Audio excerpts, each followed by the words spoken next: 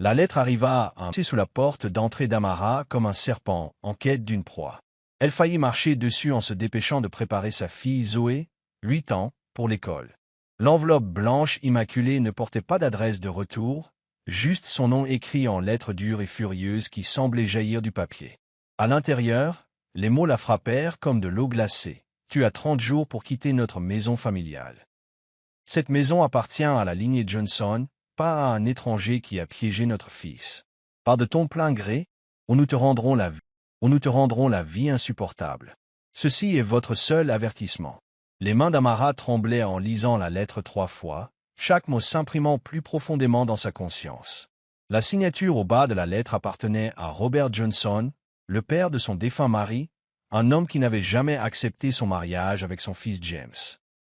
Même maintenant, 2 ans après la mort subite de James, victime d'une crise cardiaque, il ne pouvait pas la laisser vivre son deuil en paix. « Maman, tu as l'air effrayée. Qu'est-ce qui ne va pas ?» Zoé apparut dans l'embrasure de la cuisine, son cartable accroché à l'épaule, l'inquiétude se lisant sur son jeune visage.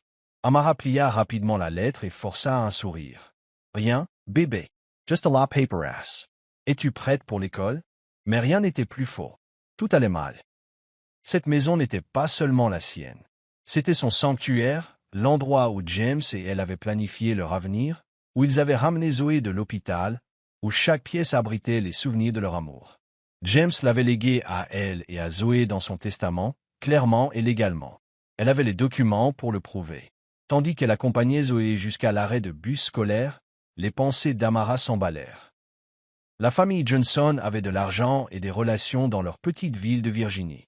Robert Johnson possédait la plus grande entreprise de construction du comté, et sa femme Patricia était issue d'une famille aisée du Sud.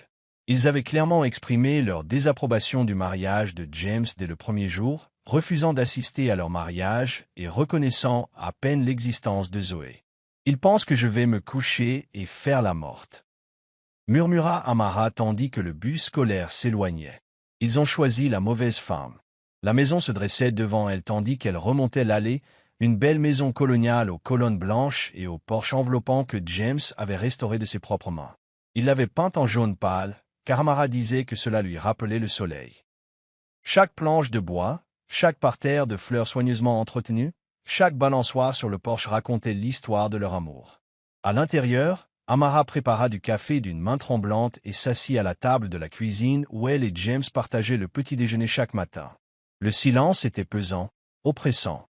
Elle sortit son téléphone et parcourut ses contacts jusqu'à trouver le numéro de Sarah Mitchell, l'avocate qui s'était occupée de la succession de James. « Sarah, c'est Amara Johnson. J'ai besoin de te voir aujourd'hui. C'est urgent. » 2 heures plus tard, Amara était assise en face de Sarah dans son bureau du centre-ville. Les lettres de menaces jonchaient le bureau poli. « C'est du harcèlement pur et dur, » dit Sarah en ajustant ses lunettes. « Tu as tous les droits légaux sur cette maison. Le testament de James était clair et a été homologué. Ils ne peuvent pas te demander de partir comme ça. Mais ils ont de l'argent, Sarah. Ils ont de l'influence. Et s'ils trouvaient un moyen ?» Sarah se pencha en avant, l'air sérieux. « Amara, je te connais depuis 2 ans maintenant. Tu t'es battue aux côtés de James quand il était malade. Tu as élevé Zoé toute seule. Tu es plus forte que tu ne le penses. Ne te laisse pas intimider. » Mais tandis qu'Amara rentrait chez elle par les rues familières de Millbrook, passant devant le palais de justice où elle avait épousé James, devant le restaurant où ils avaient eu leur premier rendez-vous, elle ne pouvait s'empêcher de penser que ce n'était que le début. Les Johnson avaient fait leur premier pas. Les connaissant, ce ne serait pas le dernier. Ce soir-là, après que Zoé se fût endormie, Amara se tenait sur son porche, dans l'obscurité croissante. La rue était silencieuse, à l'exception du chant des grillons et du bourdonnement lointain de la circulation sur la route principale. Elle pensa à James, à la façon dont il avait tenu tête à sa famille quand ils avaient essayé de le dissuader de l'épouser. « Je ne vais nulle part, » dit-elle à voix haute, sa voix résonnant dans l'air nocturne. « C'est chez moi. C'est la maison de Zoé. Et je me battrai pour elle. » La lettre avait pour but de l'effrayer, de la faire se sentir petite et impuissante. Au lieu de cela avait réveillé quelque chose de féroce en elle, quelque chose qui dormait depuis la mort de James. Elle en avait assez d'être la veuve endeuillée qui gardait la tête basse et essayait de ne pas faire de vagues. Les Johnson voulaient se battre. Ils étaient sur le point d'en avoir une. Alors qu'elle se retournait pour entrer, Amara remarqua une voiture garée de l'autre côté de la rue, phares éteints. La silhouette de quelqu'un assis au volant était à peine visible. Elle fixa la voiture un long moment, le cœur battant, mais elle ne bougea pas. Elle vérifia toutes les serrures avant d'aller se coucher ce soir-là, mais le sommeil ne vint pas facilement. Chaque craquement de la vieille maison, chaque bruissement du vent dans les arbres devant sa fenêtre la faisait sursauter. Le compte à rebours des 30 jours avait commencé, et elle ignorait totalement ce que les Johnson préparaient ensuite. Mais une chose était sûre. Ils l'avaient complètement sous-estimé. Amara se réveilla sous les rayons du soleil qui filtraient à travers les rideaux de dentelle que James avait accrochés dans leur chambre 3 ans plus tôt. L'espace d'un instant, entre le sommeil et le réveil, elle oublia la lettre, la menace qui pesait sur sa maison. Puis la réalité s'abattit sur elle comme une vague et elle se souvint pourquoi elle avait l'estomac noué. Elle trouva Zoé dans la cuisine, déjà habillée pour l'école et mangeant des céréales au comptoir. Sa fille avait les yeux de James, d'un brun chaud au reflet doré, et son menton têtu. Parfois, la regarder, c'était comme voir un fantôme. « Maman, Madame Henderson, la voisine, m'a demandé hier si on déménageait, » a répondu Zoé, sans lever les yeux de son bol.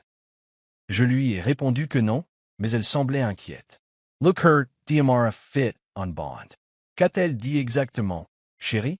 Elle a dit que des hommes étaient venus nous poser des questions sur notre maison, pour savoir si tu étais la vraie propriétaire ou si tu étais juste locataire. Zoé releva enfin les yeux, la confusion se lisant sur son jeune visage. Pourquoi des inconnus s'intéresseraient-ils à notre maison? La boîte de céréales dans la main d'Amara se froissa légèrement tandis qu'elle resserrait son étreinte. Les Johnson commençaient déjà à poser des questions, essayant de semer le doute dans le quartier. Elle s'efforça de garder son calme. Parfois, quand quelqu'un meurt, il y a des questions juridiques à régler. Tu n'as pas à t'inquiéter, ma puce. Après avoir déposé Zoé à l'école, Amara se rendit au cimetière sur la colline surplombant la ville. La tombe de James était marquée par une simple pierre de granit sur laquelle était écrit « Marie et Père bien-aimé ». Elle s'agenouilla près d'elle, enlevant les feuilles mortes du pied. « Ils essaient de prendre notre maison, James, » murmura-t-elle. « Tes parents pensent pouvoir me faire fuir, mais ils ne savent pas ce qu'on a construit ici. Ils ne comprennent pas ce que cet endroit représente. » Les souvenirs lui revinrent en mémoire alors qu'elle était assise dans l'herbe. Elle travaillait à la bibliothèque municipale lorsque James entra pour la première fois, à la recherche d'ouvrages sur la menuiserie. Il était grand et mince, avec des mains douces qui témoignaient d'un travail honnête. Son sourire était timide mais sincère lorsqu'il lui avait demandé de l'aider à trouver ce dont il avait besoin. « Tu es nouveau en ville, » avait-elle dit. Ce n'était pas vraiment une question. « Je viens d'emménager ici depuis Richmond. » Earl Millbrook était un bon point de départ. Il fuyait alors les attentes de sa famille, las de travailler dans l'entreprise de son père où chaque décision devait être approuvée, chaque idée créative rejetée. Il voulait construire de ses propres mains, créer quelque chose de beau et de durable. Leur premier rendez-vous avait eu lieu au Murphy's Dîner, sur Main Street. James avait commandé une tarte au petit déjeuner et l'avait fait rire jusqu'à en avoir mal aux lèvres avec ses histoires sur ses échecs culinaires depuis son départ pour la maison. En la raccompagnant chez elle ce soir-là, il s'était arrêté devant le portail de la maison jaune. « Elle est à vendre, » avait-il dit en désignant la maison coloniale avec son porche panoramique. « Je rêve de l'acheter et de la remettre en état. Elle est magnifique, » avait acquiescé Amara.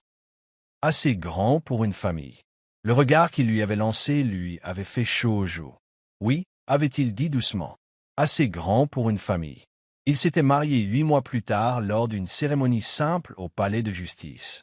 Les parents de James avaient refusé de venir, prétextant des engagements ce week-end-là.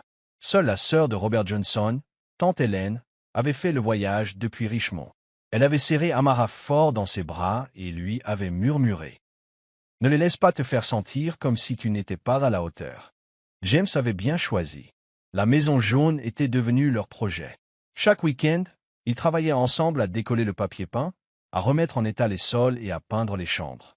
James avait insisté pour faire la plupart du travail lui-même, affirmant que chaque clou planté était une promesse de pérennité. « Cette maison va nous survivre à tous les deux, » avait-il dit un samedi après-midi, alors qu'il prenait une pause sur le porche. « Nos enfants grandiront ici, peut-être qu'un jour, ils viendront aussi avec leurs propres enfants. » À la naissance de Zoé, James l'avait emmené directement à la chambre d'enfant qu'il avait préparée pendant des mois.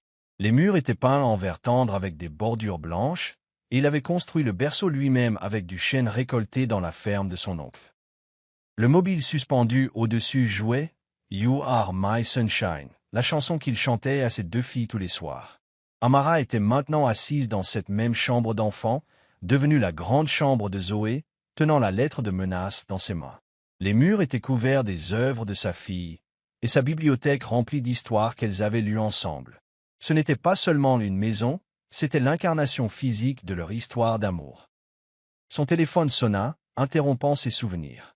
L'afficheur affichait un numéro qu'elle ne reconnaissait pas. « Madame Johnson? Ici Patricia Johnson. Il faut qu'on parle. » La voix de la mère de James était aussi froide et tranchante que dans les souvenirs d'Amara. Ils avaient parlé une douzaine de fois au cours des 8 années de son mariage avec James, et jamais chaleureusement. « De quoi, Madame Johnson? De votre situation. Je pense que vous constaterez qu'il est dans l'intérêt de tous de répondre favorablement à notre demande. James vous a peut-être légué cette maison dans son testament, mais il y a d'autres considérations auxquelles vous n'avez pas pensé. Par exemple, le fait que la maison appartenait à la famille Johnson depuis 3 générations avant que mon fils ne l'achète.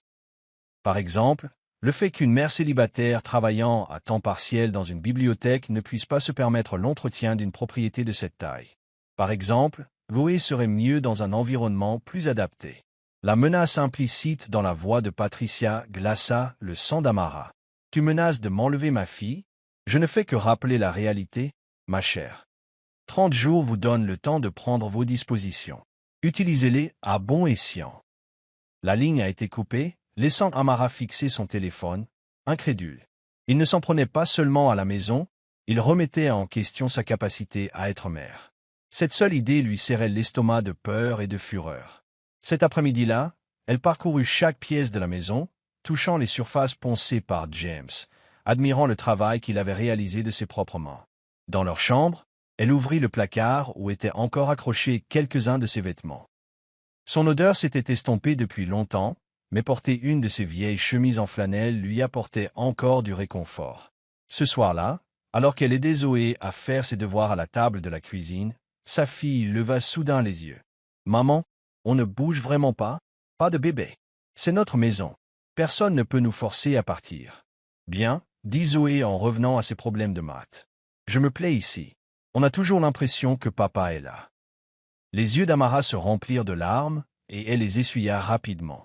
Zoé avait raison, la présence de James était présente dans chaque recoin de cette maison, dans chaque détail soigneusement choisi, dans chaque réparation faite avec amour. Les Johnson pouvaient menacer et intimider autant qu'ils le voulaient, mais ils ne pouvaient pas lui enlever ce qu'elle et James avaient construit ensemble. Ils s'étaient bel et bien trompés de cible. Le cabinet Mitchell et Associates bourdonnait d'une efficacité silencieuse tandis qu'Amara était assise en face de Sarah, une pile de documents étalés entre elles. 3 jours s'étaient écoulés depuis l'appel menaçant de Patricia Johnson, et Amara avait à peine dormi. Chaque ombre lui semblait menaçante, chaque bruit inattendu la faisait sursauter. « Ils ne peuvent pas contester le testament à ce stade, » expliqua Sarah en désignant les documents pertinents. 2 ans se sont écoulés depuis la procédure d'homologation. Le délai de prescription est passé. Alors pourquoi sont-ils si confiants? Demanda Amara en se massant les tempes, où un mal de tête s'accumulait depuis le matin. Patricia Johnson n'avait pas l'air de proférer des menaces en l'air. Sarah fronça les sourcils et tapota son stylo sur le bureau. « Il y a peut-être quelque chose qui nous échappe. Je vais passer quelques coups de fil, faire quelques recherches. En attendant, je veux que tu documentes tout. Chaque appel téléphonique, chaque événement étrange, chaque interaction avec la famille Johnson. » En quittant le cabinet de l'avocat, Amara remarqua la même berline sombre que la veille, garée de l'autre côté de la rue. Cette fois, elle voyait clairement le conducteur, un homme corpulent portant une casquette de baseball qui détournait rapidement le regard lorsque leurs regards se croisaient.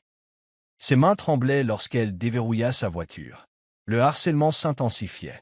À la bibliothèque, où elle travaillait 3 jours par semaine, Amara essayait de se perdre dans la routine habituelle consistant à prendre des nouvelles des usagers pour les aider à trouver ce dont ils avaient besoin. Mais la concentration lui était impossible lorsque son téléphone vibrait toutes les quelques minutes, des appels provenant de numéros inconnus étant directement renvoyés sur la messagerie vocale desquels décrochait. Une dure journée, demanda Marcus Thompson, le bibliothécaire en chef, en remarquant sa distraction pendant le service de l'après-midi. Marcus était un homme bienveillant d'une quarantaine d'années qui avait embauché Amara après la mort de James et qui lui avait demandé un emploi stable. Il avait été patient avec son chagrin, comprenant quand elle devait partir plus tôt pour les activités scolaires de Zoé, et était devenu un véritable ami au cours des 2 dernières années. Juste des problèmes familiaux, dit vaguement Amara, ne voulant pas l'accabler de ses soucis. Le genre de problèmes familiaux où des inconnus vous posent des questions sur vos affaires personnelles en ville? La tête d'Amara se redressa brusquement. Que voulez-vous dire? Marcus avait l'air mal à l'aise. Un type est venu hier après votre départ pour vous demander vos horaires de travail. Depuis combien de temps vous étiez ici, si vous aviez l'air stable financièrement? Je lui ai dit que les informations sur nos employés étaient confidentielles. Mais... Il a haussé les épaules en s'excusant. Mais quoi? Il a mentionné qu'il effectuait une vérification des antécédents en vue d'une garde à vue. Il a dit qu'il était détective privé. Ces mots ont frappé Amara comme un coup de poing. Garde à vue? Je me suis dit que je devais le mentionner. Il se passe quelque chose avec la famille du père de Zoé? Marcus s'interrompit, visiblement peu désireux de s'immiscer, mais visiblement inquiet. La vision d'Amara se brouilla de rage. Les Johnson ne cherchaient pas seulement à lui prendre sa maison, ils montaient un dossier pour lui enlever sa fille. Elle pensa à la voix froide de Patricia au téléphone. Zoé serait mieux dans un environnement plus adapté. Ce soir-là, Amara appela Sarah depuis sa cuisine pendant que Zoé faisait ses devoirs à l'étage. « Ils enquêtent sur moi », dit-elle sans préambule. « Ils ont engagé un détective privé pour fouiller dans mes finances, mon parcours professionnel, tout. Relentless. » Dit calmement Sarah. « Dis-moi exactement ce qui s'est passé. » Après qu'Amara eut expliqué la visite de Marcus, Sarah resta silencieuse un long moment. « Ça change les choses », dit-elle finalement. « S'il monte un dossier pour la garde, il joue un jeu bien plus sérieux que je ne le pensais. Nous devons être proactifs. Qu'est-ce que cela signifie? Cela signifie que nous les enquêtons immédiatement. Cela signifie que nous découvrons ce qu'ils recherchent vraiment et pourquoi ils pensent pouvoir gagner. Et cela signifie que tu dois être très prudent dans tous les aspects de ta vie en ce moment. » Ce soir-là, Amara a vérifié 2 fois toutes les serrures et tiré les rideaux. Elle avait installé un système de sécurité après la mort de James, principalement pour sa tranquillité d'esprit, mais maintenant elle était reconnaissante pour les caméras et les détecteurs de mouvement. Tandis qu'elle surveillait Zoé, sa fille leva les yeux de son livre. « Maman, pourquoi grand-père Robert m'a-t-il appelé à l'école aujourd'hui? » Le 5 Diamara S.I. Glocka. Il t'a appelé à l'école? La secrétaire m'a amené au bureau pour prendre l'appel. Il a dit qu'il voulait parler de papa et m'a demandé si j'étais heureuse de vivre avec toi. Zoé fronça les sourcils, perplexe. C'était bizarre. Il ne m'appelle jamais. Amara s'assit lourdement au bord du lit de Zoé, luttant pour garder une voix ferme. Que lui as-tu dit, chérie? J'ai dit que j'étais heureuse et que papa me manquait, mais que tu prenais vraiment bien soin de moi. Il m'a demandé si j'avais déjà rêvé de vivre dans un endroit plus grand, avec plus d'enfants autour de moi pour jouer. Zoé a fermé son livre et a regardé sa mère droit dans les yeux. « Maman, on essaie de me faire aller vivre ailleurs?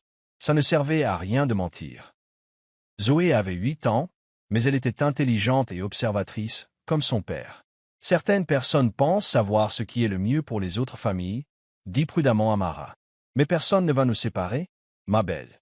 Je te le promets. » « Bien, dit Zoé fermement. Parce que c'est ma maison, tu es ma mère et c'est comme ça que ça doit être. » Après que Zoé soit endormie, de sa cuisine avec une tasse de thé et un bloc-notes, notant tout comme Sarah l'avait demandé. Le calendrier se précisait. Les Johnson préparaient tout cela depuis des semaines, voire des mois. La lettre exigeant qu'elle quitte la maison n'était que le début d'une stratégie plus vaste. Son téléphone vibra, un SMS d'un numéro inconnu lui parvint. Dernière chance de partir discrètement. Les choses vont devenir très désagréables pour toi. Au lieu de la peur, Amara ressentit quelque chose qu'elle n'avait pas ressenti depuis la mort de James. Une colère brûlante et vertueuse qui lui éclaircit l'esprit et lui redressa la colonne vertébrale. Il voulait la dépeindre comme une mère indigne. Il voulait lui voler sa maison et son enfant. Elle a pris son téléphone et a répondu « Je ne vais nulle part. Et c'est moi. » La réponse est arrivée immédiatement, « Tu vas le regretter. » Amara sourit d'un air sombre en éteignant son téléphone. Peut-être le regretterait-elle, mais elle préférait se battre et perdre plutôt que de se rendre sans combattre. Les Johnson avaient de l'argent et des relations, mais ils avaient commis une erreur cruciale. Ils avaient sous-estimé la force de l'amour maternel face à la menace qui pesait sur leur enfant. Le lendemain, elle riposterait, et elle avait le sentiment qu'ils n'avaient aucune idée de ce qu'ils avaient réveillé. On frappa à la porte d'Amara à 7 heures du matin, la surprenant alors qu'elle préparait son café. Par le Judas, elle aperçut Madame Henderson, une femme âgée qui habitait à côté, tenant un plat couvert et l'air déterminé. « Entrez, Madame Henderson. Tout va bien ?» Eleanor Henderson avait 73 ans, des cheveux argentés et un regard bleu vif qui ne laissait rien passer dans le quartier. Elle vivait à côté depuis 40 ans et avait été l'une des premières à accueillir Amara et James lorsqu'ils avaient emménagé. « Tout ne va pas bien, ma chère, » dit fermement Madame Henderson en posant son plat sur le comptoir de la cuisine. « Et je suis là pour te dire que tu n'es pas seule face à cette épreuve. »« Affronter quoi seule ?» demanda Amara, le cœur battant déjà la chamade. « Ne fais pas l'innocente avec moi, ma fille. J'ai vu ces hommes en costume coûteux aller et venir, posant des questions sur toi et Zoé. J'ai vu cette voiture garée dehors à toute heure, surveillant ta maison. Et hier, Patricia Johnson elle-même a eu le culot de se pointer à ma porte. » Amara s'est affalée sur une chaise de cuisine. Que voulait-elle? Elle voulait connaître ton mode de vie, comme elle le disait. Si tu recevais des hommes le soir, si tu buvais, si tu laissais Zoé tranquille. L'audace de cette femme. Les yeux de Madame Henderson brillèrent d'indignation. Je lui dis exactement ce que je pensais d'elle et de ses questions. Oh non, Madame Henderson. Je ne veux pas que tu te mêles de ce bazar. Trop tard pour ça, ma puce. Je suis impliqué depuis le jour où toi et James avez emménagé et êtes devenus les meilleurs voisins que j'ai jamais eus. Elle s'assit en face d'Amara. Maintenant, dis-moi ce qui se passe vraiment. Pendant l'heure qui suivit, Amara lui expliqua tout. La lettre de menace, l'enquête, les implications de la garde. Madame Henderson écoutait avec une indignation croissante. Ces gens n'ont jamais mérité James, dit-elle finalement. Ce garçon valait 10 fois son père, et tout le monde en ville le savait. Vous connaissiez James avant qu'il me rencontre? Oh oui. Il venait rendre visite à sa grand-tante Hélène chaque été quand il était jeune. Hélène habitait à 2 pâtés de maison de chez elle. James l'aidait à jardiner et à faire des réparations, sans jamais lui demander un centime. Même adolescent, il était différent du reste de la famille, gentil, travailleur et humble. Madame Henderson se pencha en avant, l'air conspirateur. Il y a des choses sur la famille Johnson que tu devrais savoir, ma chère. Des choses qui pourraient t'aider dans ta cause. Avant qu'elle puisse s'exprimer, un autre coup les interrompit. Cette fois, c'était Marcus, de la bibliothèque, l'air inhabituellement sérieux. « J'espère que ça ne vous dérange pas que je passe, » dit-il. « Mais après ce qui s'est passé hier, j'ai fait quelques recherches en ville. »« Quel genre de recherches ?» demanda Amara en lui servant du café. « Le genre qui révèle que la famille Johnson a posé des questions sur toi partout à Millbrook. À l'école de Zoé, à l'épicerie de la banque. Marcus S. Asset Larmet. Amara, je pense que tu dois savoir qu'ils ont aussi répandu des rumeurs. Quel genre de rumeurs? Que tu es financièrement instable. Que tu as été vu avec différents hommes à toute heure. Que tu laisses Zoé constamment avec des babysitters. » Marcus avait l'air désolé, mais déterminé. Ce ne sont que des mensonges, bien sûr, mais les petites villes adorent les ragots. Madame Henderson renifla. Eh bien, ils ont choisi le mauvais quartier pour répandre leurs mensonges. La plupart d'entre nous ont des yeux et un cerveau. En fait, c'est pour ça que je suis ici, continua Marcus. J'ai parlé à plusieurs personnes hier, de ta factrice à la quincaillerie, en passant par Tom qui livre tes courses. Tout le monde a la même histoire. Tu es une mère dévouée et une femme respectable qui a traversé une période difficile. Amara sentit les larmes lui monter aux yeux. Tu n'étais pas obligé de faire ça. Si, je l'ai fait. Parce que les gens bien doivent se soutenir les uns les autres. Marcus a sorti un petit carnet. J'ai documenté le contre-récit. Des gens qui peuvent témoigner de ton caractère, de ta façon d'élever tes enfants, de ta stabilité. Il y a plus, ajouta Madame Henderson avec un sourire narquois. J'ai appelé des amis qui vivent ici depuis longtemps. La famille Johnson a une histoire dans cette ville, et elle n'est pas toujours belle. Elle expliqua que l'entreprise de construction de Robert Johnson avait fait l'objet de 2 enquêtes pour des manquements aux règles de sécurité ayant entraîné des blessures chez des ouvriers. Des rumeurs circulaient sur des soumissions truquées pour des contrats municipaux, mais rien n'avait jamais été prouvé. Plus intéressant encore, Patricia Johnson avait été impliquée dans une âpre bataille pour la garde de ses enfants il y a des années, après un divorce. Elle a perdu ce procès, a déclaré Madame Henderson avec pertinence. Le juge a estimé que ses motivations étaient davantage axées sur le contrôle que sur la protection. Au cours des heures suivantes, d'autres voisins sont venus lui rendre visite. Les Patel, d'en face, apportèrent des samosas faits maison et proposèrent de témoigner de la qualité de leur voisinage. Le vieux M. Murphy, gérant du restaurant où James et elle avaient eu leur premier rendez-vous, passa dire qu'il avait refusé de répondre aux questions du détective privé et qu'il serait heureux de parler en sa faveur. Voilà l'héritage de James, observa Madame Henderson en observant les allées et venues des voisins. Il était gentil avec tous les membres de sa communauté, et maintenant, ils le sont aussi avec sa famille. Le soir venu, Amara avait une liste de plus de 20 personnes prêtes à témoigner.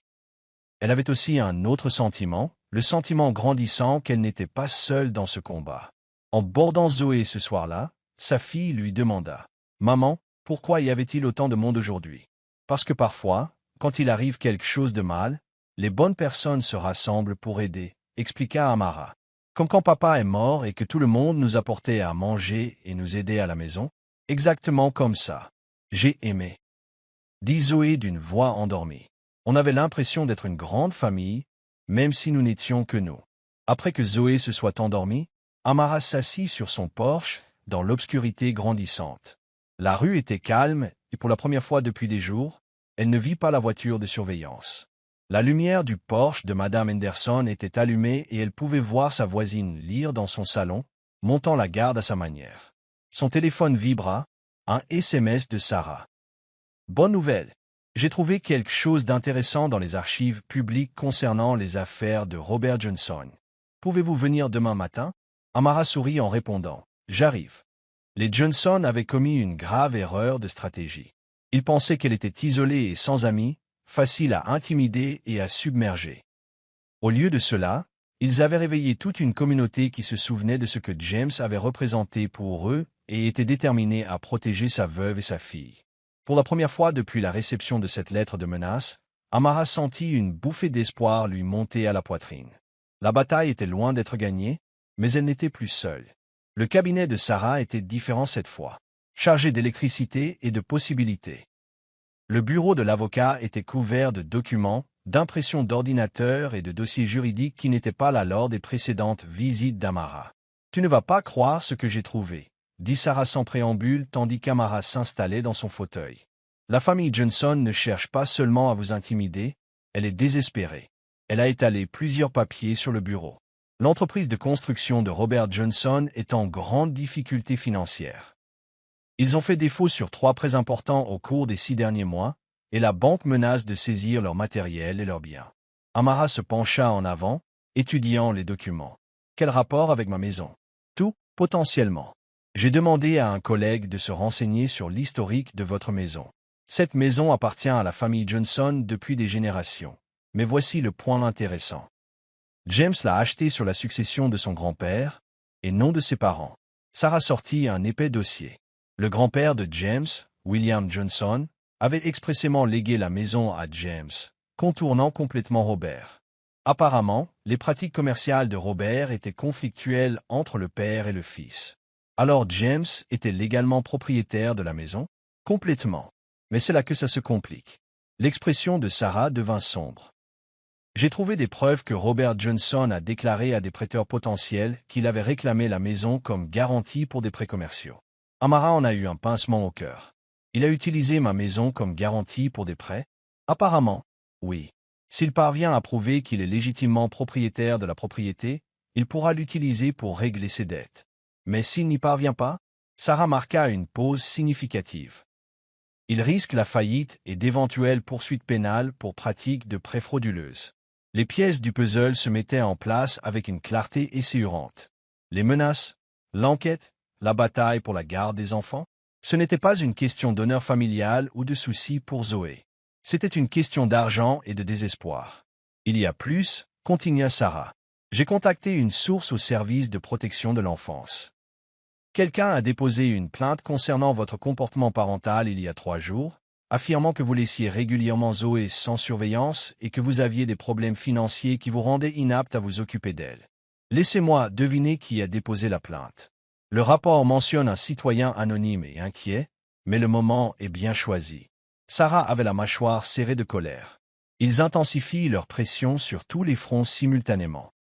Pression juridique, pression sociale et désormais recours aux canaux officiels. Amara se sentait dépassé par l'ampleur de leur campagne contre elle. Comment peuvent-ils s'en tirer comme ça? Parce qu'ils ont de l'argent et des relations, et il parie que vous vous coucherez avant que quiconque ne s'intéresse de plus près à leur tactique. Sarah se laissa aller dans son fauteuil. Mais il commettait une erreur cruciale. C'est-à-dire? Il pensait que tu ne te défendrais pas assez pour découvrir leur véritable situation. Maintenant que nous savons ce qu'ils recherchent vraiment, nous pouvons l'utiliser contre eux. Cet après-midi-là, Amara rentra chez elle et trouva une camionnette blanche garée devant chez elle. Une femme en tailleur prenait des photos de la propriété et prenait des notes sur un presse-papier. « Excusez-moi » cria Amara en sortant de sa voiture. « Puis-je vous demander ce que vous faites » La femme leva les yeux, légèrement gênée. « Je réalise une évaluation immobilière pour les services de protection de l'enfance. Une plainte a été déposée concernant les conditions de vie ici. Je suis propriétaire. Souhaitez-vous voir l'intérieur » Pendant l'heure qui a suivi, Amara a fait visiter chaque pièce de sa maison à l'enquêtrice du CPS. La femme a examiné la propreté, les mesures de sécurité, la chambre de Zoé, la cuisine et l'état général de la propriété. « Madame Johnson, » a déclaré l'enquêtrice à la fin de la visite, « je dois dire que c'est l'une des maisons les plus belles et les mieux entretenues que j'ai vues en 15 ans de carrière. La personne qui a déposé cette plainte s'est gravement trompée d'adresse ou a des arrière-pensées. Que se passe-t-il maintenant? Je vais déposer mon rapport indiquant que la plainte semble infondée. En fait, je recommande que le dossier soit clos immédiatement et que nous enquêtions sur l'auteur du faux rapport. » L'expression de la femme était sévère. Porteur de fausses accusations au service de protection de l'enfance est une affaire grave. Après le départ de l'enquêteur, Amara a appelé Madame Henderson pour la tenir au courant de la situation. « Je ne suis pas surprise des problèmes d'argent de Robert », a dit sa voisine. Hélène, la grand-tante de James, disait que Robert cherchait toujours à s'enrichir rapidement et à faire des économies. « Tu as mentionné hier qu'il y avait des choses sur la famille que je devrais savoir. »« Ah oui. Es-tu libre ce soir? Je pense que tu devrais rencontrer quelqu'un. » À 19 heures, Madame Henderson a frappé à la porte d'Amara, accompagnée d'une femme d'une 60aine d'années au regard bienveillant et aux cheveux bruns grisonnants. « Amara, j'aimerais te présenter Hélène Morrison, la grand-tante de James. » Les yeux d'Amara s'écarquillèrent. « Je croyais que tu vivais à Richmond. »« Je suis revenu à Millbrook il y a 6 mois pour me rapprocher de mes amis, » expliqua Hélène. « Eleanor m'a raconté ce qui se passait et il fallait que je vienne te voir. » Elles s'assirent dans le salon d'Amara, et Hélène regarda autour d'elle avec une émotion évidente. « James m'a montré des photos de ce que vous aviez fait de cette maison, mais en la voyant en personne. » Elle s'est essuyé les yeux. C'est exactement ce que son grand-père aurait voulu.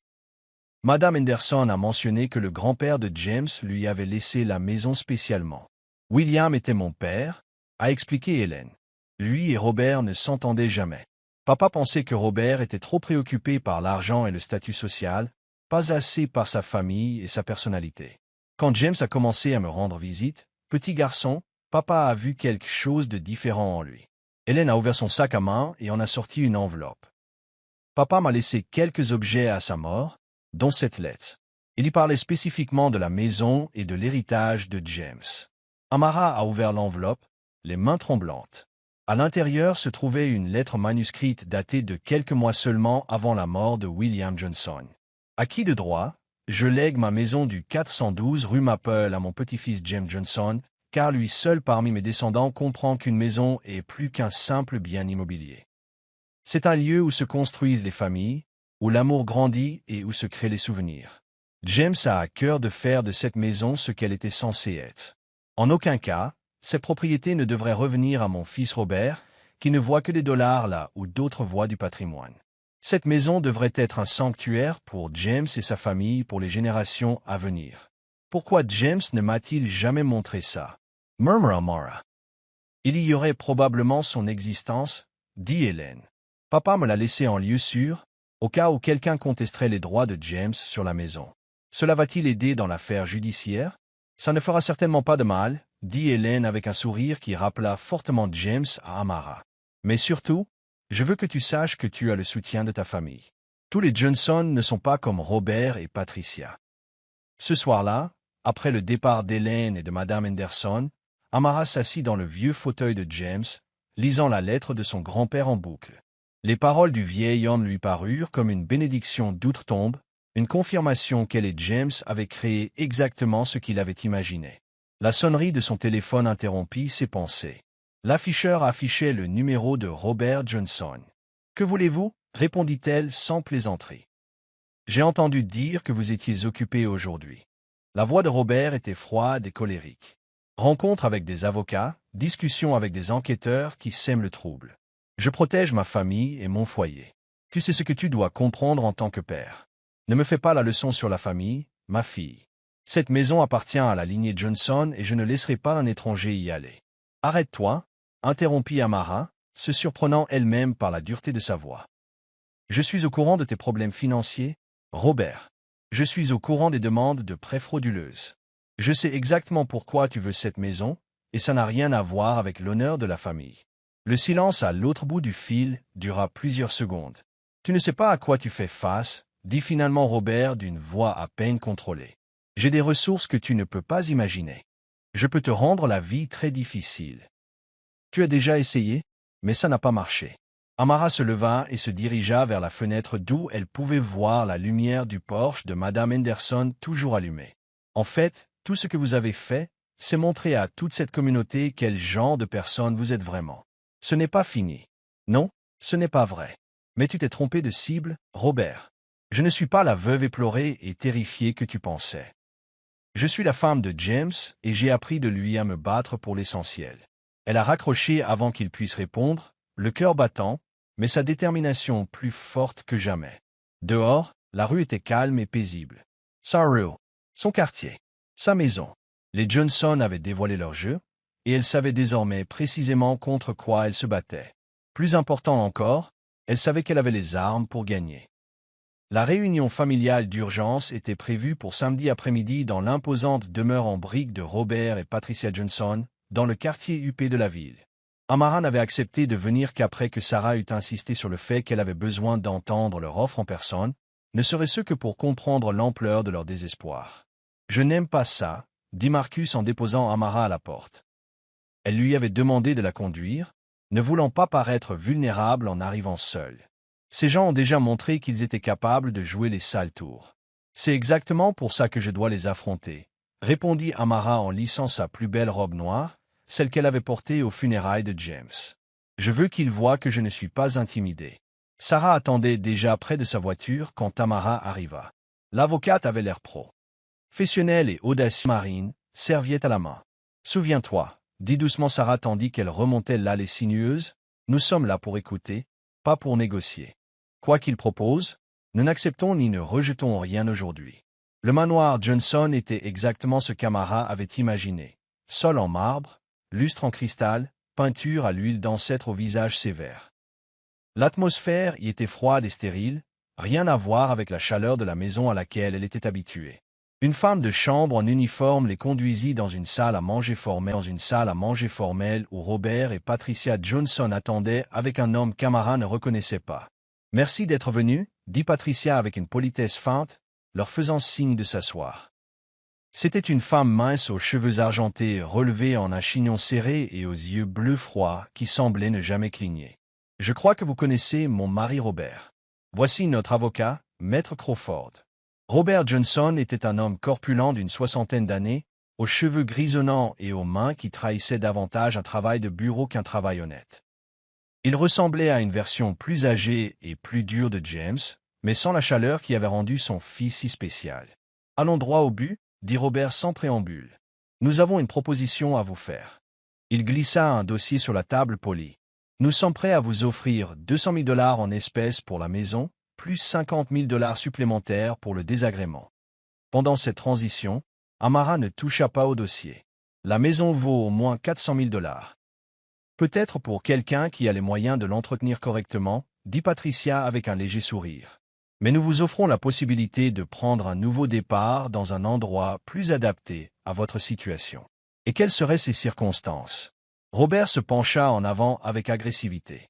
La situation d'une mère célibataire aux revenus limités qui tente d'entretenir une maison qu'elle ne peut pas se permettre. La situation de quelqu'un dont les capacités parentales sont remises en question par les autorités. Vous parlez de la plainte auprès du CPS qui a été rejetée pour fraude? Demanda Amara d'une voix douce. Crawford, l'avocat s'éclaircit la gorge. Il y a d'autres considérations, Madame Johnson. L'historique du titre de propriété de la maison est plus complexe qu'on ne le pense. On se demande si votre défunt mari en était clairement propriétaire. Sarah s'exprimait pour la première fois. Quelles questions? James a hérité de la maison libre et nette de la succession de son grand-père. Le titre est absolument pur. Selon certaines interprétations, Crawford a dit prudemment. Mais les biens familiaux peuvent faire l'objet de diverses réclamations, surtout lorsqu'il y a des dettes impayées. La menace était à peine voilée. Ils allaient contester le titre de propriété, l'enlisant dans des batailles juridiques coûteuses qu'elles ne pouvaient pas se permettre de mener. Nous ne sommes pas déraisonnables, a ajouté Patricia. Nous voulons simplement le meilleur pour toutes les personnes concernées, y compris Zoé. N'ose pas mêler ma fille à ça, dit Amara d'une voix terriblement basse. C'est notre petite fille, dit Robert fermement. Nous aussi, nous avons des droits. Des droits que nous avons négligés par respect pour le processus de deuil, mais que nous devrons peut-être explorer si la situation ne peut être résolue à l'amiable. La menace de garde flottait dans l'air comme un gaz toxique. Amara sentit ses mains trembler et les serra sous la table. Que proposes-tu exactement? Demanda Sarah. Le sourire de Patricia était reptilien. Amara accepte notre offre généreuse, déménage dans un endroit plus adapté et permet à Zoé de passer beaucoup de temps avec ses grands-parents paternels. Peut-être des semaines alternées, voire la garde principale avec des droits de visite généreux. Vous voulez acheter ma maison et me voler ma fille. Nous voulons lui offrir stabilité et opportunité, corrigea Robert. Zoé mérite les avantages que nous pouvons lui offrir. Une école privée, des opportunités culturelles, des relations qui lui seront utiles dans la vie. Elle a tout cela. Elle a un foyer aimant, une bonne école, une communauté qui se soucie d'elle. Sa mère travaille à temps partiel dans une bibliothèque et a du mal à payer ses factures, dit Patricia avec cruauté. Nous avons fait nos recherches, Amara. Ton compte bancaire, tes cartes de crédit, ton historique professionnel. Vous êtes à un imprévu près d'un désastre financier. Ces mots étaient blessants, car ils contenaient une part de vérité. L'argent était rare depuis la mort de James, et Amara s'inquiétait des dépenses imprévues. Mais il ne comprenait pas que certaines choses avaient plus de valeur que l'argent. Je préfère lutter honnêtement que vivre confortablement avec des gens qui ne connaissent pas le sens de l'amour, dit Amara. Le visage de Robert devint rouge. L'amour ne paie pas les frais de scolarité ni les frais médicaux. L'amour a construit la maison que tu essaies de voler, interrompit Amara en se levant. L'amour a élevé le fils que tu n'as jamais apprécié. L'amour est ce qui manque à ce musée froid que tu appelles une maison. Comment oses-tu? Commença Patricia. Comment oserais-je quoi? Dire la vérité. La voix d'Amara s'éleva. James me racontait des histoires sur son enfance ici. Comment tu critiquais tout ce qu'il faisait? Comment tu le poussais vers des objectifs qu'il ne voulait pas? Comment tu lui donnais l'impression de ne jamais être assez bon? Il s'est enfui de tout ça à 18 ans et n'est revenu que pour les vacances, par obligation. Ça suffit, dit Robert en se levant. Non, ce n'est pas suffisant. Amara a ressenti 2 années de chagrin et de frustration. Tu l'as ignoré de son vivant, car il ne correspondait pas à tes projets. Tu n'es pas venu à notre mariage.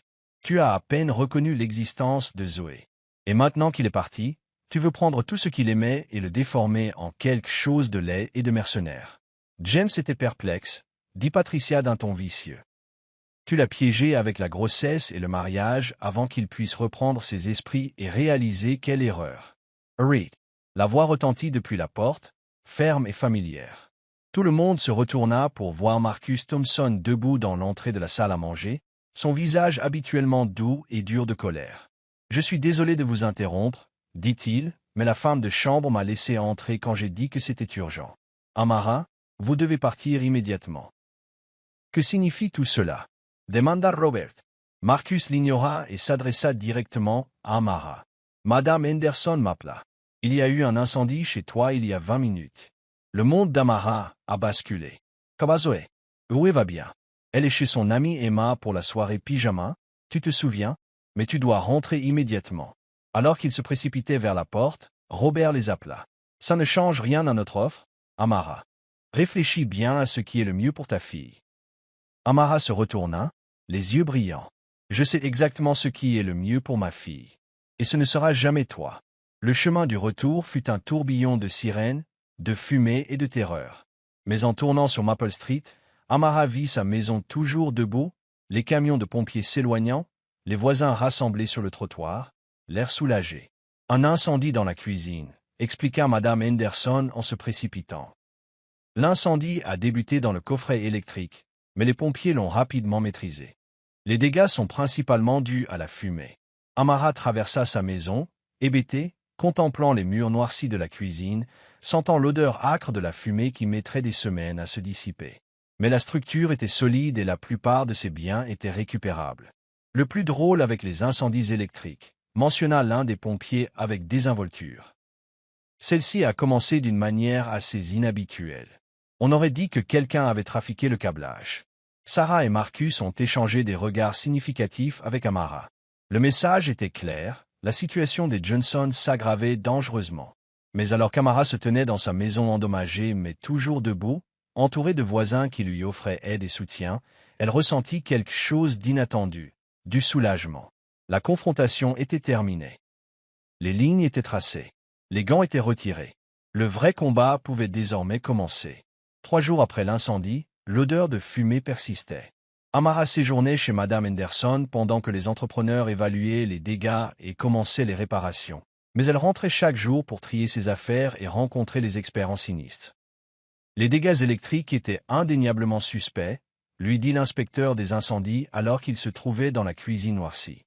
Quelqu'un connaissant l'électricité a trafiqué votre tableau électrique. Ce n'était pas un accident. Amara n'était pas surprise. Le timing était trop opportun. Cela s'est produit alors qu'elle affrontait les Johnson, tandis que Zoé était en sécurité chez un ami. Pouvez-vous prouver qu'il s'agissait d'un incendie criminel? Pas suffisamment pour justifier des poursuites pénales, mais je le note dans mon rapport comme étant d'origine suspecte. L'inspecteur avait l'air compatissant. Je serai très prudent à votre place, madame. Celui qui a fait ça a envoyé un message. Ce soir-là, Amara était assise avec Zoé dans le salon de Madame Henderson, aidant sa fille à faire ses devoirs tout en essayant de digérer tout ce qui s'était passé.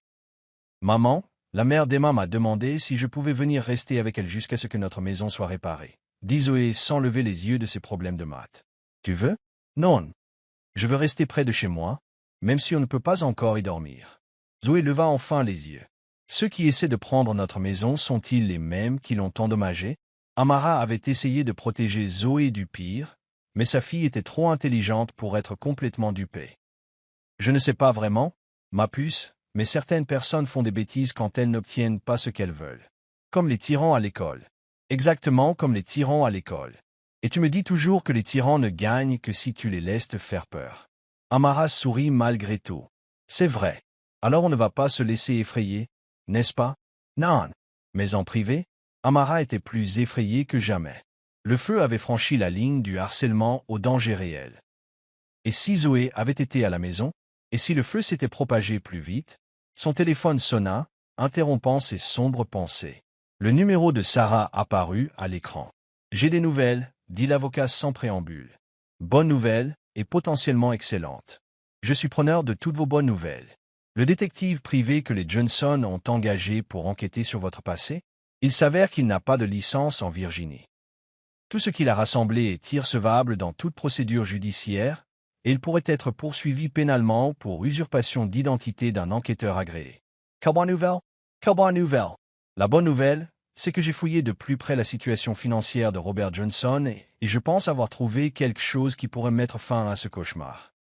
Sarah a expliqué que l'entreprise de construction de Robert avait remporté plusieurs contrats municipaux au cours des 5 dernières années grâce à ce qui semblait être des manœuvres frauduleuses. Plus important encore, il avait utilisé des biens immobiliers dont il n'était pas réellement propriétaire, dont la maison d'Amara, comme garantie pour des prêts auprès de 3 banques différentes. C'est un château de cartes sur le point de s'effondrer. a déclaré Sarah. Et quand cela arrivera, Robert Johnson aura des problèmes bien plus graves que votre affaire de garde. Combien de temps cela prendra-t-il? Cela pourrait prendre des semaines, voire des mois. Mais le fait est que je pense que nous pouvons accélérer le processus. Le plan exposé par Sarah était risqué, mais potentiellement décisif. S'il parvenait à prouver que Robert avait frauduleusement utilisé la maison d'Amara comme garantie, il pourrait porter plainte, ce qui non seulement mettrait fin à sa campagne de harcèlement, mais entraînerait probablement une peine de prison. Il faudrait être un appât, prévint Sarah. Il faudrait qu'il profère une autre menace directe pendant l'enregistrement, quelque chose qui démontre clairement son intention illégale. Avant qu'Amara puisse répondre, son téléphone vibra, un autre appel. Un numéro connu, mais elle avait maintenant reconnu le schéma. « Prends-le », dit Sarah. « Mets le haut-parleur. »« Bonjour Amara. » La voix de Robert Johnson résonna dans le salon silencieux de Madame Henderson. « J'espère que tu apprécies ton séjour chez les voisins. Que veux-tu, Robert? Je veux m'assurer que tu comprennes bien la situation. » L'incendie était un avertissement. La prochaine fois, on ne serait peut-être pas aussi prudent quant au timing. Le sang d'Amara se glaça, mais Sarah lui faisait des gestes frénétiques pour qu'elle continue à parler. « Tu me menaces? Je t'explique la réalité. Tu as quelque chose qui appartient à ma famille, et je le récupérerai par tous les moyens. La maison, la fille, tout cela appartient à des personnes qui peuvent s'en occuper correctement. Tu n'auras jamais Zoé, n'est-ce pas?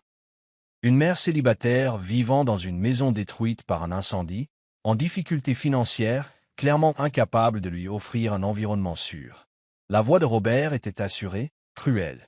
N'importe quel juge comprendrait que l'enfant a besoin de stabilité. L'incendie est de ta faute. Prouve-le. Mais je peux te promettre qu'il y aura d'autres accidents, d'autres problèmes, d'autres examens approfondis jusqu'à ce que tu entendes raison. À moins, bien sûr, que vous acceptiez notre offre et que vous facilitiez les choses pour tout le monde. Et si je ne le fais pas, les choses vont vite devenir très désagréables. Votre crédit sera détruit. Votre emploi sera remis en question. Votre rôle parental sera examiné à plusieurs reprises. Chaque aspect de votre vie sera examiné jusqu'à ce que quelque chose se produise. Sarah hochait vigoureusement la tête en faisant des gestes d'enregistrement. C'est du harcèlement, Robert. C'est du business. J'ai besoin de cette maison et je l'aurai. L'argent que j'ai emprunté arrive à échéance dans 6 semaines. Si je n'ai pas de titre de propriété clair d'ici là, je risque la faillite et des poursuites pénales. Sa voix devint féroce. Je ne laisserai pas une bibliothécaire de pacotille détruire l'héritage de ma famille parce qu'elle se croit en droit de posséder une propriété supérieure à sa condition. James m'a légué cette maison légalement. James était un imbécile qui s'était laissé emporter par une histoire d'amour de petite ville et avait oublié ses obligations envers sa vraie famille. Mais ces erreurs ne sont pas forcément permanentes. La ligne fut coupée, laissant la pièce dans un silence stupéfait. « Tu as tout compris ?» demanda Amara d'une voix tremblante. Sarah souriait comme un requin. Chaque mot. Menace, aveu d'incendie criminel, aveu de fraude au prêt et une chronologie claire de son désespoir. C'est exactement ce dont nous avions besoin. Que se passe-t-il maintenant? Nous allons maintenant alerter la police, le FBI et toutes les banques qu'il a escroquées. Robert Johnson s'est détruit en essayant de te détruire. Cette nuit-là, alors qu'Amara était allongée dans la chambre d'amis de Madame Henderson, écoutant la respiration paisible de Zoé, elle ressentit quelque chose qu'elle n'avait pas ressenti depuis des mois. L'espoir. Pas seulement l'espoir de gagner, mais la certitude. Les Johnson avaient finalement trop insisté, trop menacé, trop révélé leur véritable nature. Leur désespoir les avait rendus imprudents, et leur cruauté avait causé leur perte. Demain, la situation allait complètement changer. Le chassé deviendrait le chasseur et la justice finirait par faire son œuvre. Robert Johnson avait raison sur un point. La situation allait très vite devenir très désagréable. Mais pas pour la personne qui l'avait prévue. L'agent spécial du FBI Rebecca Martinez était plus jeune qu'Amara ne l'avait imaginé. Probablement la trentaine, avec un regard perçant et une attitude pragmatique.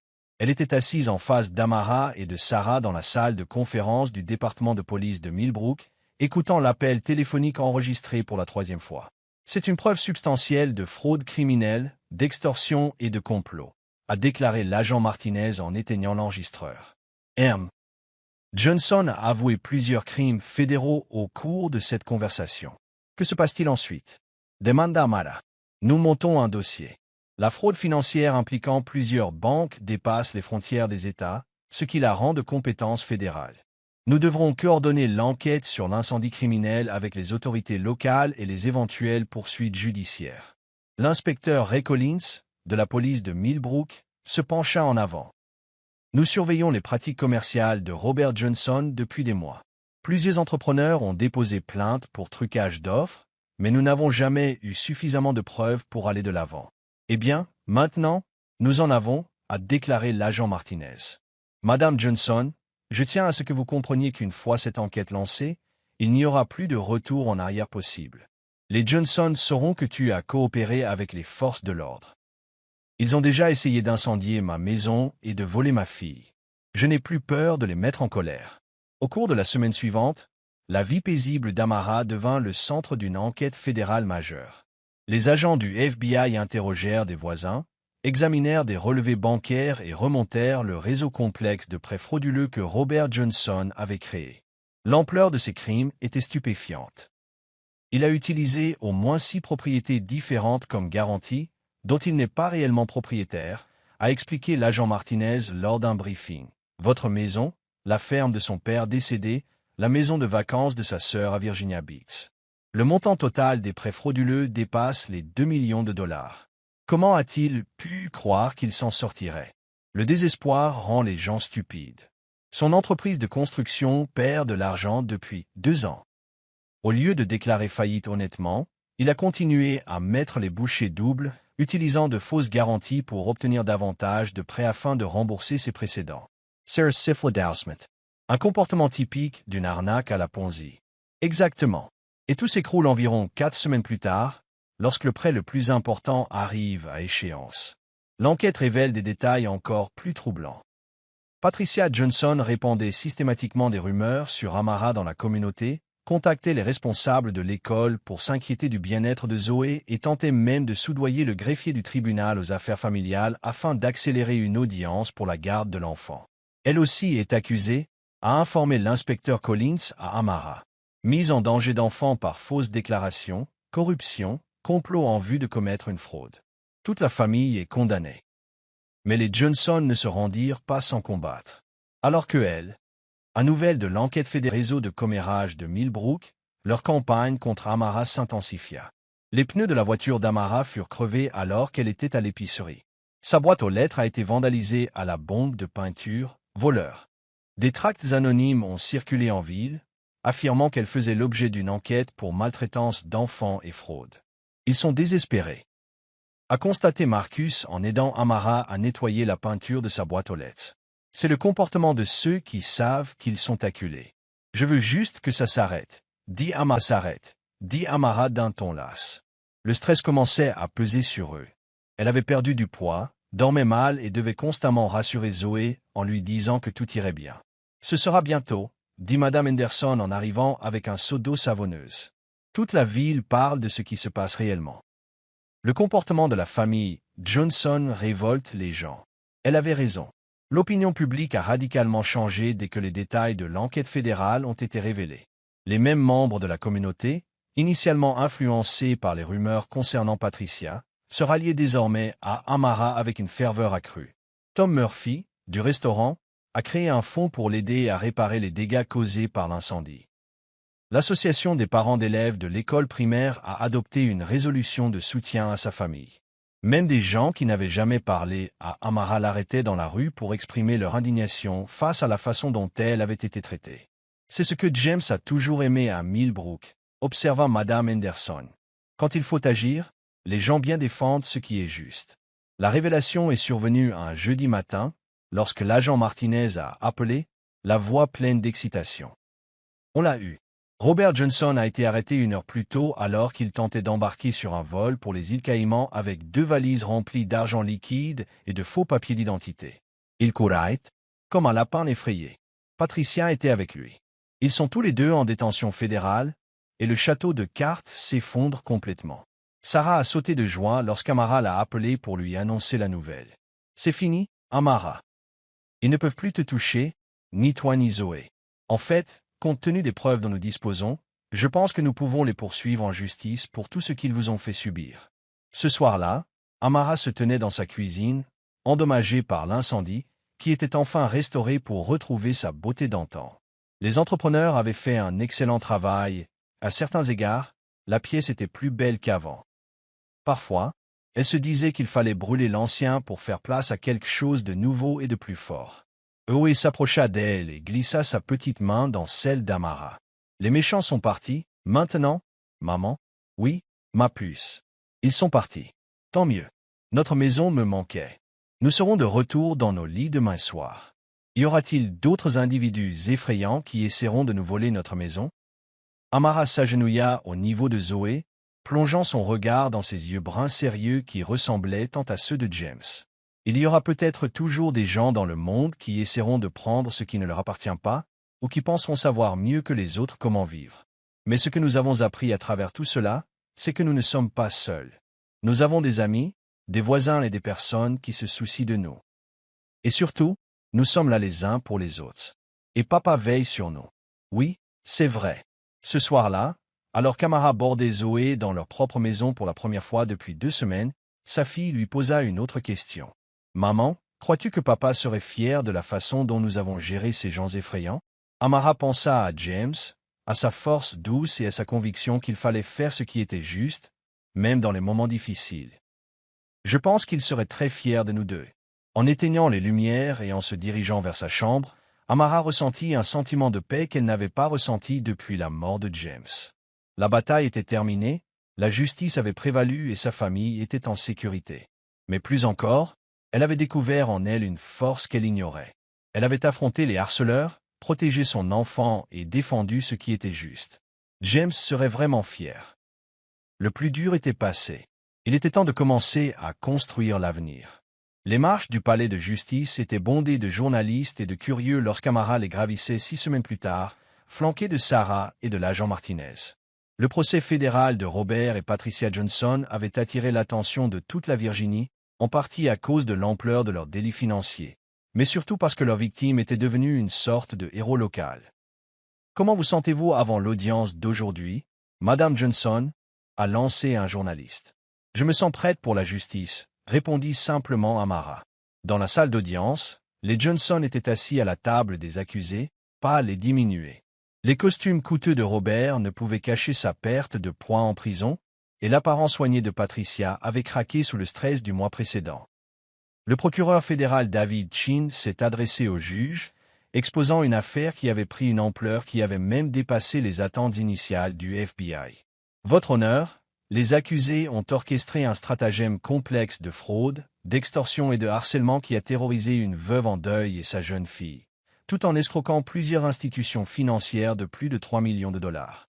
Les preuves étaient accablantes. Les relevés bancaires enregistraient des appels téléphoniques, les témoignages de dizaines de membres de la communauté, et même des images de surveillance montrant Robert Johnson en train de manipuler le panneau électrique d'Amara la nuit de l'incendie. Les actes des accusés allaient bien au-delà de la criminalité financière, a poursuivi le procureur Chin. Ils ont mis des vies en danger, traumatisé un enfant et tenté d'utiliser le système judiciaire comme une arme pour voler des biens qui ne leur appartenaient jamais de droit.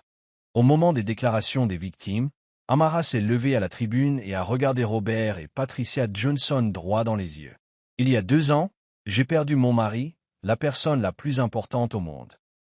Au lieu de recevoir le soutien de sa famille pendant la période la plus difficile de ma vie, j'ai été la cible de harcèlement, d'intimidation et finalement, de danger physique. » Sa voix était ferme et forte. « Vous avez essayé de me voler ma maison, que mon mari nous a léguée à sa fille et à moi. Vous avez tenté de me voler mon enfant par de fausses accusations et des manipulations juridiques. Vous avez tenté de me voler ma tranquillité d'esprit par des menaces et la violence. » Elle marqua une pause, laissant le poids de ses mots se poser dans le silence de la salle d'audience. « Mais ce que vous avez réellement réussi, c'est de me montrer à quel point je pouvais être forte pour me battre pour l'essentiel. Tu as montré à ma fille à quoi ça ressemble quand des gens bien tiennent tête aux tyrans. Et tu as montré à toute cette communauté la différence entre une vraie famille, fondée sur l'amour et le soutien, et une fausse famille, fondée sur l'argent et le contrôle. Robert Johnson refusait de la regarder dans les yeux, mais Patricia la fixait avec une haine non dissimulée. « Je ne te pardonne pas, » continua Amara. « Vos actes étaient impardonnables. Mais je ne laisserai pas vos actes définir le reste de ma vie. Je vais me concentrer sur la construction de l'avenir que mon mari souhaitait pour notre fille, dans le foyer que nous avons créé ensemble, entouré de personnes qui comprennent vraiment ce que signifie la famille. » La condamnation a été rapide et sévère. Robert Johnson a été condamné à 8 ans de prison fédérale pour fraude, extorsion et incendie criminel. Patricia a été condamnée à 5 ans pour complot et mise en danger d'enfants. Leurs avoirs ont été gelés, leur entreprise dissoute et une restitution a été ordonnée pour toutes leurs victimes. Les accusés ont fait preuve d'un mépris flagrant pour le bien-être d'un enfant et d'une famille en deuil, a déclaré le juge Harrison depuis son siège. Leurs actes constituent la pire forme d'exploitation du pouvoir et des privilèges. À l'extérieur du palais de justice, Amara était entourée de journalistes et de sympathisants. Madame Henderson et Marcus se tenaient à proximité, accompagnés de dizaines de voisins et d'amis qui l'avaient soutenu tout au long de cette épreuve. « Quelle est la prochaine étape pour vous et Zoé ?» demanda un journaliste. « On rentre à la maison » répondit simplement Amara. « Nous allons finir de rénover notre maison et je vais voir ma fille grandir là où son père voulait qu'elle se sente chez elle. Regrettes-tu la façon dont tu as géré la situation ?» Amara réfléchit sérieusement à la question. « Je regrette que cela soit arrivé. Je regrette que ma fille ait dû voir des adultes se comporter aussi mal. Mais je ne regrette pas d'avoir riposté. Parfois, défendre ce qui est juste est le seul choix qui s'offre à nous. » Alors que la foule commençait à se disperser, l'agent Martinez s'approcha d'Amara avec un sourire. « Vous avez été formidable, Madame Johnson. Beaucoup de gens dans ta situation auraient abandonné ou cédé. J'ai eu un bon exemple, répondit Amara en pensant à James. Et j'ai reçu l'aide de personnes qui se souciaient de moi. Que vas-tu faire maintenant? Laisse-moi vailler. Élever ma fille. Écrire un livre sur tout ça? Un jour, peut-être. Amara rit, se sentant plus légère que jamais depuis des mois. Mais surtout, sois reconnaissante pour ce que j'ai. Ce soir-là, Amara et Zoé étaient assis sur la balancelle de leur Porsche, regardant le coucher de soleil dorer leur rue. Les réparations de la maison étaient terminées et tout paraissait plus beau qu'avant. L'indemnisation de l'assurance, combinée à la restitution des Johnson, leur avait permis de réaliser les améliorations dont James avait toujours rêvé. « Maman, es-tu triste que grand-père Robert et grand-mère Patricia aillent en prison ?» demanda Zoé. « Je suis triste qu'ils aient fait des choix qui les ont menés là, » dit Amara prudemment. « Mais je ne suis pas triste qu'ils ne puissent plus faire de mal à notre famille. Les reverrai-je un jour? Je ne sais pas, ma puce. Peut-être un jour, quand tu seras plus grande, si tu le souhaites et s'ils ont changé. Mais c'est une décision que tu pourras prendre quand tu seras prête. » Zoé hocha la tête pensivement. « Je pense que papa serait content qu'on soit en sécurité maintenant. » « Je le pense aussi. » Alors que les étoiles commençaient à apparaître dans le ciel qui s'assombrissait, Marcus Thompson remonta l'allée, une bouteille de vin et un bouquet de fleurs à la main. « J'espère ne pas être importun, » dit-il avec un sourire timide devenu familier ces derniers mois. « Je pensais qu'on devrait célébrer la justice rendue. »« Tu n'es pas importun du tout, » dit Amara en lui faisant place sur les marches du Porsche. « Nous profitions simplement du calme et de la tranquillité. » Au cours des derniers mois, alors que la bataille juridique faisait rage, Marcus était devenu bien plus qu'un simple ami et allié.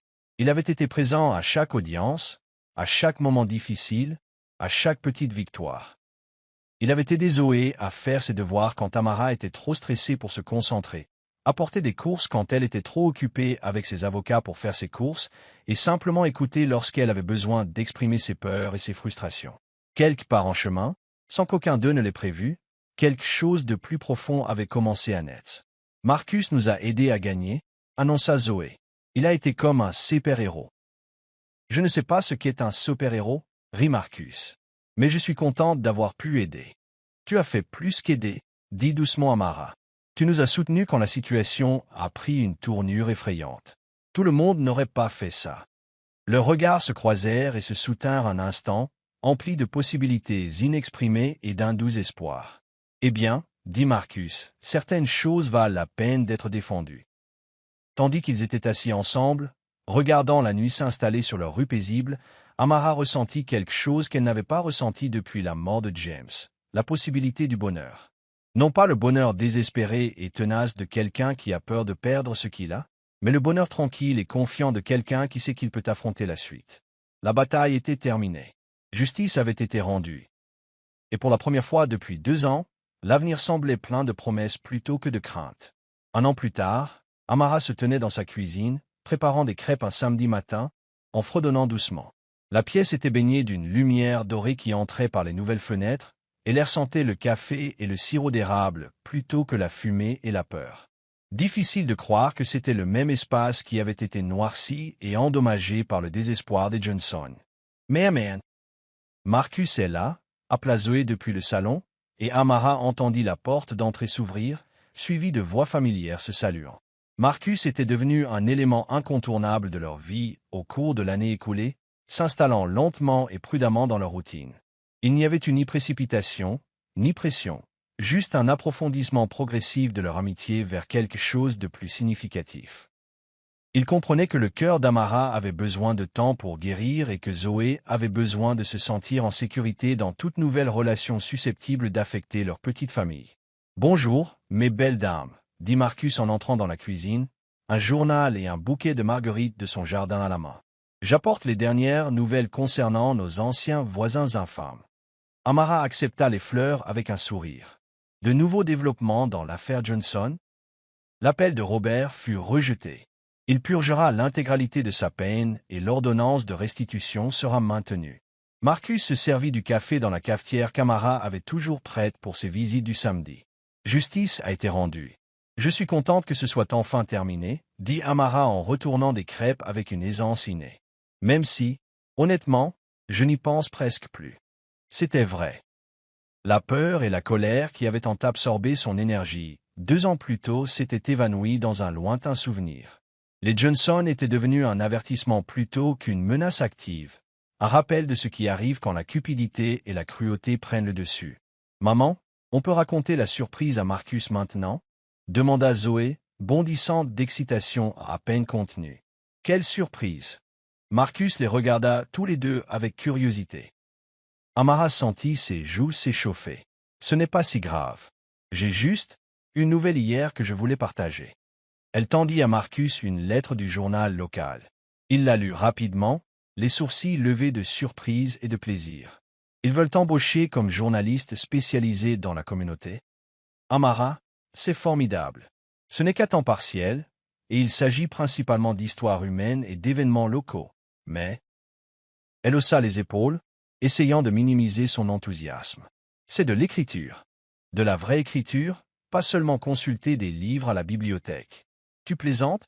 C'est énorme. Tu as toujours dit vouloir écrire et qu'après tout ce que tu as traversé, tu auras un point de vue incroyable sur des histoires qui comptent pour les gens. Zoé hocha la tête avec enthousiasme. Maman a écrit un article entier sur ce qui nous est arrivé, et quand elle a montré au rédacteur en chef du journal, il a dit que c'était la meilleure chose qu'il ait lue depuis des années. Quand est-ce que tu commences? Demanda Marcos. Le mois prochain.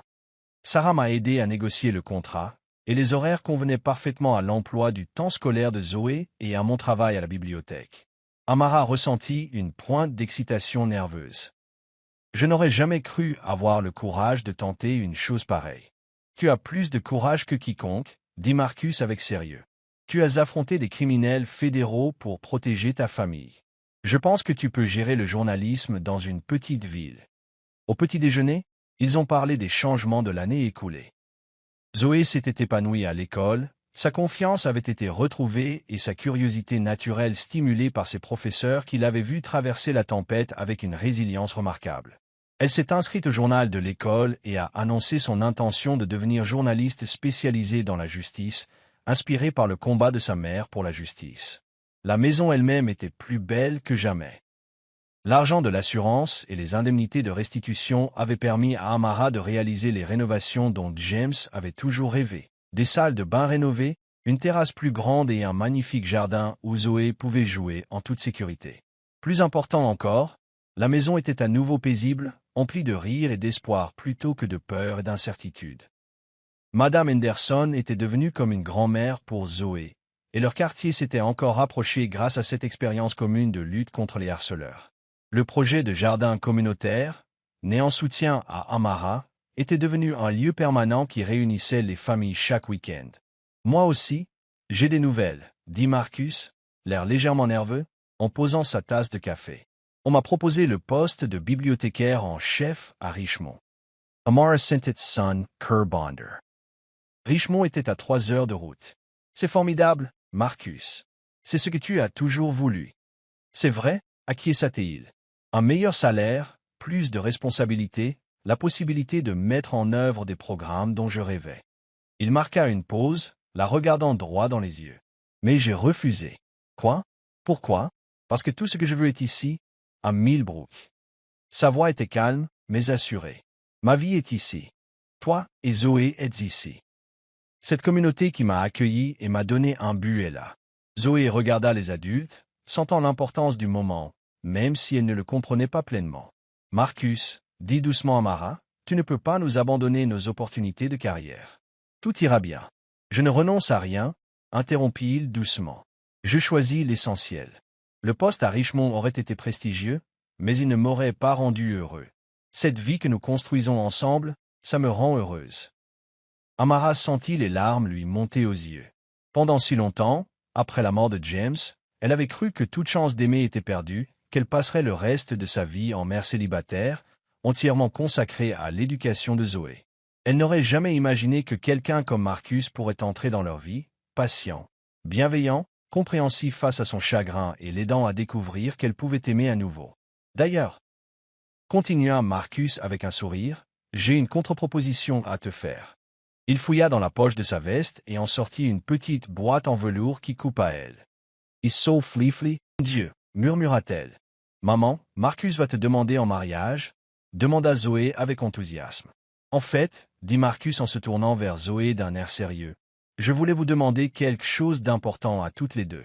Zoé, accepterais-tu que je demande ta mère en mariage? Le visage de Zoé s'illumina comme un matin de Noël. Oui, oui, j'espérais que tu le ferais. Marcus rit et se tourna vers Amara qui pleurait et riait en même temps. Amara, dit-il en s'agenouillant près de sa chaise, je t'aime. Je t'aime. J'aime Zoé. J'aime la vie que nous avons construite ensemble et l'avenir que nous pourrions avoir. Je sais que James fera toujours partie de ton cœur, et je ne voudrais pas qu'il en soit autrement. Il était le père de Zoé et ton premier amour, et il mérite qu'on se souvienne de lui et qu'on l'honorait. Amara hocha la tête, incapable de parler à travers ses larmes. Mais je sais aussi que l'amour n'a pas de limite. Poursuivit Marcus. Les cœurs peuvent grandir pour contenir plus de gens, plus de joie, plus d'espoir. Je veux être ton mari, le beau-père de Zoé, et faire partie de cette belle famille que tu as créée. Veux-tu m'épouser? Oui, murmura Amara, puis plus fort, oui, bien sûr, oui. Alors que Marcus glissait la bague à son doigt, un anneau simple et élégant orné d'un unique diamant qui reflétait la lumière du matin.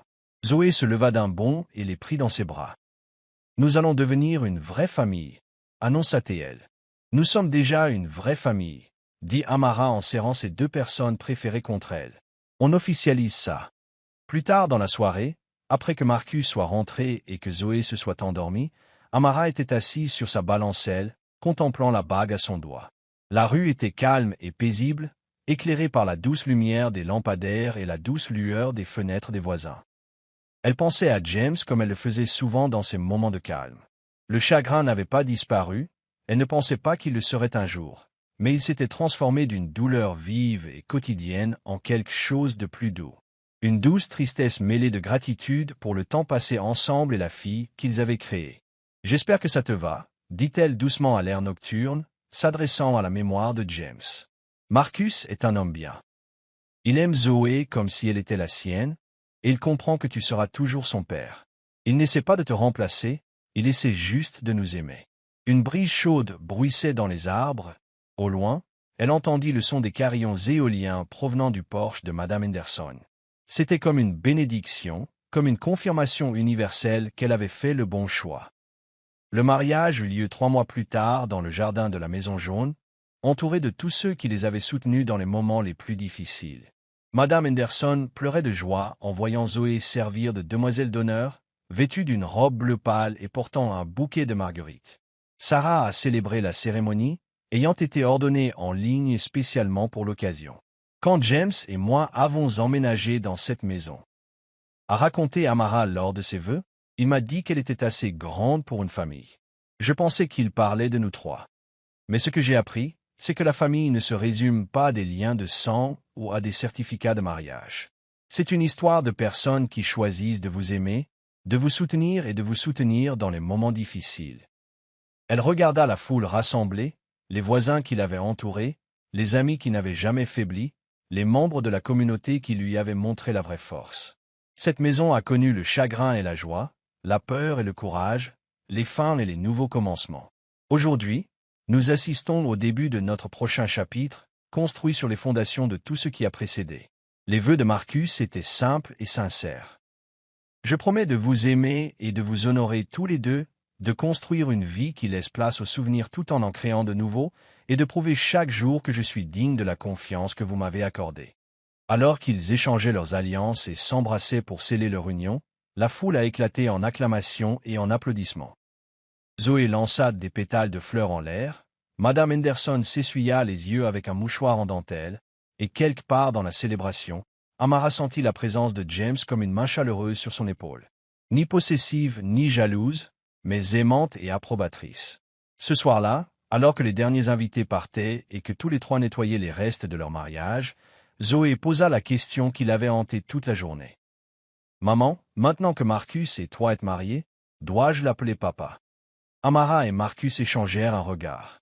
Ils évoquèrent cette possibilité, mais préférèrent laisser Zoé décider. « Tu peux m'appeler comme bon te semble, dit doucement Marcus. Marcus va bien, ou papa, ou quelque chose de complètement différent. Tu as un père qui t'aimait beaucoup et je n'essaie pas de prendre sa place. J'essaie juste de t'aimer à ma façon. » Zoé réfléchit sérieusement. Je crois que j'aimerais t'appeler Papa Marcus. Parce que tu es aussi mon père maintenant, mais Papa James a été mon premier papa et je ne veux pas l'oublier. Papa Marcus a l'air parfait, dit Marcus, et Amara vit qu'il retenait ses larmes. Plus tard, assis ensemble sur la balancelle du porche, devenue leur tradition du soir, Amara repensa au chemin parcouru pour arriver à ce moment.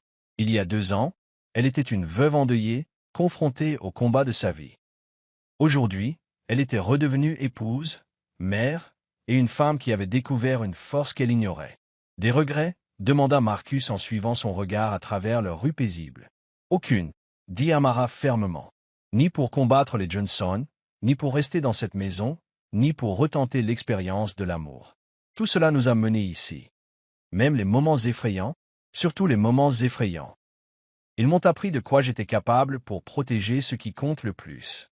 Tandis qu'ils étaient assis dans un silence confortable, regardant les étoiles apparaître dans le ciel qui s'assombrissait, Amara songea à l'avenir qui s'offrait à eux. Il y aurait des défis, il y en avait toujours eu, mais elle les affrontait maintenant avec la confiance née de l'expérience.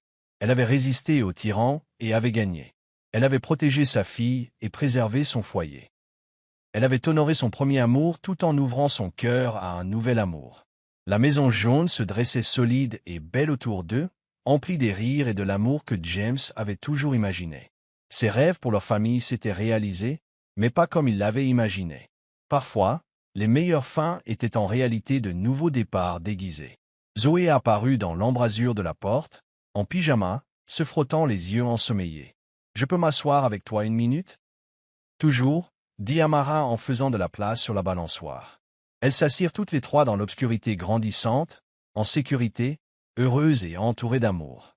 Au loin, ils entendaient Madame Henderson s'affairer dans sa cuisine, le léger bourdonnement de la circulation du soir et les doux sons d'une communauté qui s'installait pour la nuit. « J'aime notre famille, » dit Zoé d'une voix endormie, appuyée contre l'épaule de Marcus. « J'aime notre famille aussi, » répondit-il en serrant ses 2 filles dans ses bras. Amara sourit en pensant à James et savait qu'il apprécierait ce moment, cette paix, ce bonheur. Les Johnson avaient tenté de détruire ce qu'il avait construit, mais l'amour avait été plus fort que l'avidité, la solidarité plus forte que l'intimidation, et l'espoir plus fort que la peur. Ils s'étaient bel et bien trompés de cible. Et finalement, cette erreur n'avait pas mené à leur victoire, mais à quelque chose de bien plus beau.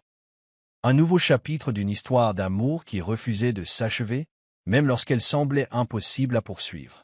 La maison jaune s'installa autour d'eux comme une bénédiction, et l'avenir s'étendait devant eux, plein de promesses et de possibilités.